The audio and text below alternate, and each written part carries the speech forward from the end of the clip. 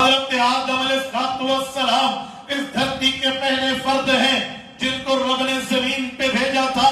جب وہ زمین پہ آئے تھے اور اس لیے آئے تھے کہ آسمان پہ اور جنت سے اللہ نے ایک وقت کے لیے ٹریول فرمایا تھا. دنیا میں آ کر کہنے لگے اللہ جنت میں بھول ہوئی تھی, میں بھول کی معافی مانگتا ہوں, مجھے بھول کی معافی دے دے. جڑا والوں کے وہ یورو دو معافیوں کا ذکر موجود ہے, ایک اللہ کے قرآن میں ہے, ایک رسول اللہ صلی اللہ علیہ وسلم کے فرمان میں ہے, قرآن کریم میں ہے.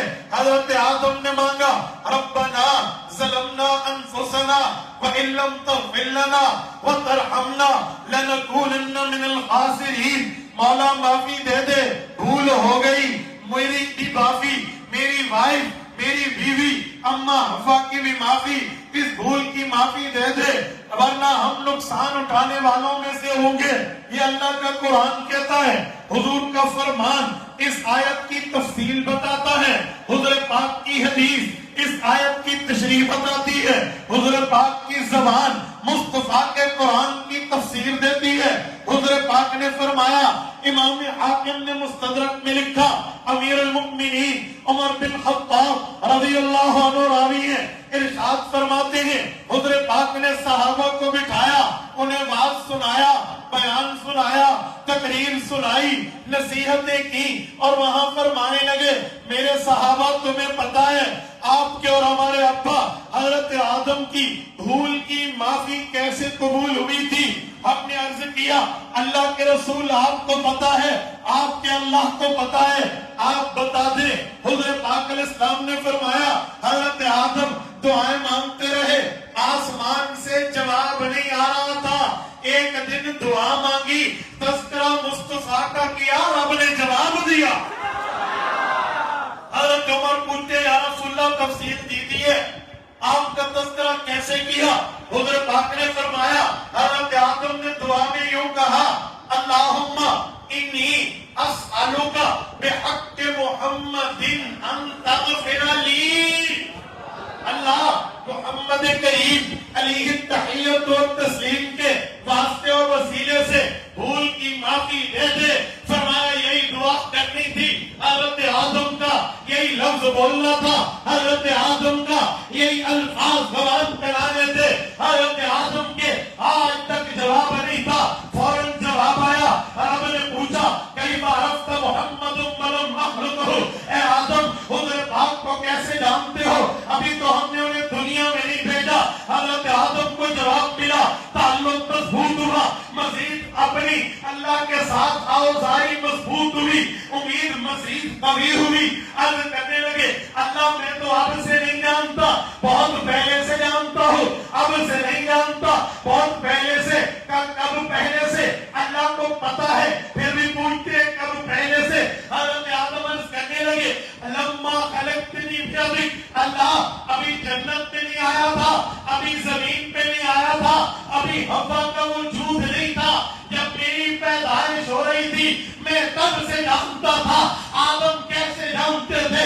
فرمانے لگے لما خلقتنی بیدک, اللہ جب آپ نے ہمیں پیدا کیا ونفخت فی من روحی, روح میرے اندر داخل فرمائی, فرفعت رأسی, میں نے سر اٹھایا, فرأیت علی قوائم العرش مکتوبہ, میں نے آپ کے عرش پہ لکھی ہوئی ایک عبارت پڑھ لی. وہ عبارت یہ تھی لا الہ الا اللہ محمد الرسول. فظننت انہ احب الخلق الیک, اللہ میں اس بات پہ درجہ یقین پہ پہنچ گیا کہ جس کا نام نامی آپ کے نام کے ساتھ, اسم گرامی آپ کے اسم مبارک کے ساتھ ملا ہوا ہے, وہ عام نہیں اہم مخلوق ہے. یا مولایا سالتوں کا بحق کی اللہ, اسی لیے میں نے اسی کا وسیلہ دیا, اسی کا واسطہ دیا, اسی کے محابے سے اپنے بھول کی, اپنی بیگم کے بھول کی معافی مانگی. اب جواب ہے, اللہ نے فرمایا یا آدم غفرت لک, آدم تو نے دعا مانگی, ہم نے تیری دعا قبول کی. توجہ ہے, توجہ ہے. اب اللہ نے فرمایا صرف قبول نہیں کی, اگلا جملہ اے آدم فلولا محمد لما خلقتک, اگر محمد کریم علیہ التحیۃ والتسلیم نہ ہوتے ہم آپ کو بھی پیدا نہیں کرتے. میری بات کا مطلب میرا نبی وہ نہیں ہے آئے اور پہچان ملے. میرا نبی تو وہ ہے جو دنیا میں پہلے آئے اسے بھی تعارف حضور کا ہوا. میں نے کہا کسی کا بچہ پیدا ہو دنیا بعد میں جانے یہ معاملہ بعد کا. میرا نبی وہ نہیں ہے. میرے نبی وہ ہے ہمارے نبی وہ ہے کہ وہ آنے سے پہلے اپنی پہچان رکھتے ہیں. کہتے ہیں نا محمد ہمارے بڑی شان ہے. آؤ اس دھرتی کی دوسری انسان حضرت اماں حوا ہے. اماں حوا کو بھی اللہ کے بعد محمد الرسول اللہ کا ایمانی تعارف کرایا گیا ہے. آپ کہیں گے کیسے؟ القول البدی فی الصلاۃ علی الحبیب الشفیع قولیہ امام شمس الدین الصحابی رحمہ اللہ المتوفی 902 ہجری اس کے اندر پوری ترتیب لکھتے ہیں. فرماتے ہیں اماں حوا کا جب نکاح ہوا حضرت آدم سے یہ نکاح عرشوں پہ ہوا. گویا رب نے نکاح پڑھا. فرشتے گواہ تھے. خود اللہ کی گواہی کوئی ناکافی نعوذ باللہ کہا نہیں. لیکن حق مہر کا وقت آیا تو اماں حوا کو بھی محمد الرسول اللہ کا تعارف کرا. کیا مطلب؟ حق مہر میں تعارف کا مطلب حق کے مہر. آپ کہیں گے اماں حوا کا بھی حق مہر تھا. اس زمانے میں سنارے کی دکان کہاں تھی؟ چاندی والے کی دکان کہاں تھی؟ بینک والوں کے نوٹ کہاں تھے؟ پٹواریوں نے زمین کے بٹوارے کے لیے کوئی پلاٹ تیار کیے تھے. حق مہر کس چیز کا تھا؟ ہاں قرآن نے کہا ہے قد علمنا ما فرضنا علیہم فی ازواجہم.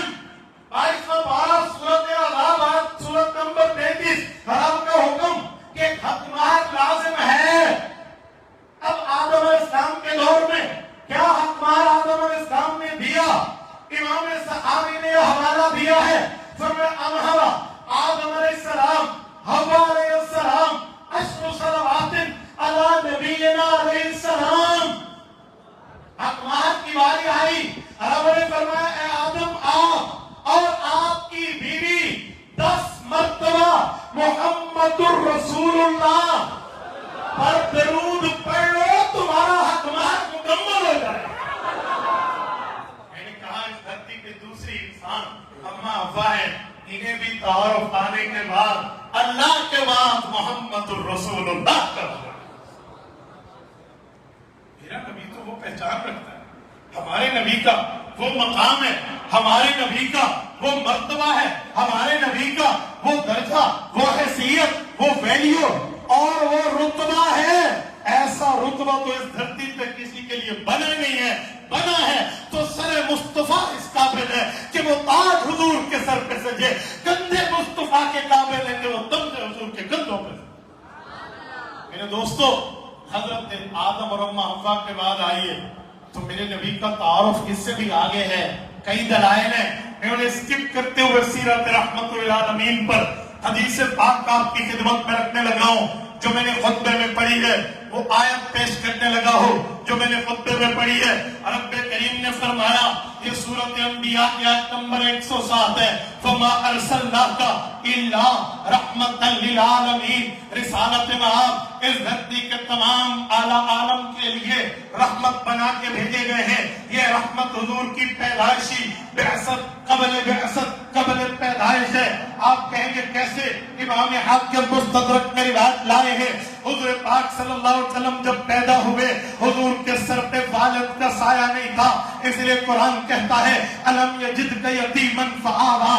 اے پیغمبر آپ یتیم تھے ہم نے آپ کو ٹھکانہ دیا ہے. حضرت عبداللہ رضی اللہ عنہ حضور پاک کے ابا دنیا سے رخصت ہو گئے تھے. حضرت اماں آمنہ رضی اللہ عنہ کے گود میں جب میرے نبی پاک آئے ہیں پھر حضور کے نام رکھنے کی باری آئی تھی کیونکہ رسول اللہ پیدائشی مختوم تھے. وہ معاملہ جو عام بچوں کا ہوتا ہے وہ حضور کے ساتھ ساتھ پیش نہیں آیا. جب نام کی باری آئی تو نام حضرت رسول اللہ کے دادا جی شیبۃ الحم جناب عبد المطلب نے رکھا ہے.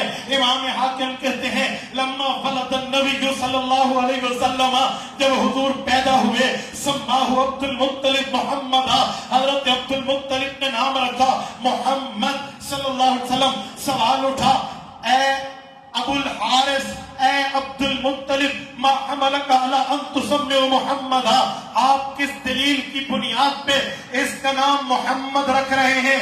ولم یسمع من آبائہ، اس کے آباء و اجداد میں ہمیں یہ نام نہیں ملتا. لوگ تو اپنے آباء و اجداد کے نام اپنی اولاد کے نام پہ رکھتے ہیں، آپ نے وہ نام رکھا ہے جس نام کا پہلے وجود نہیں ہے.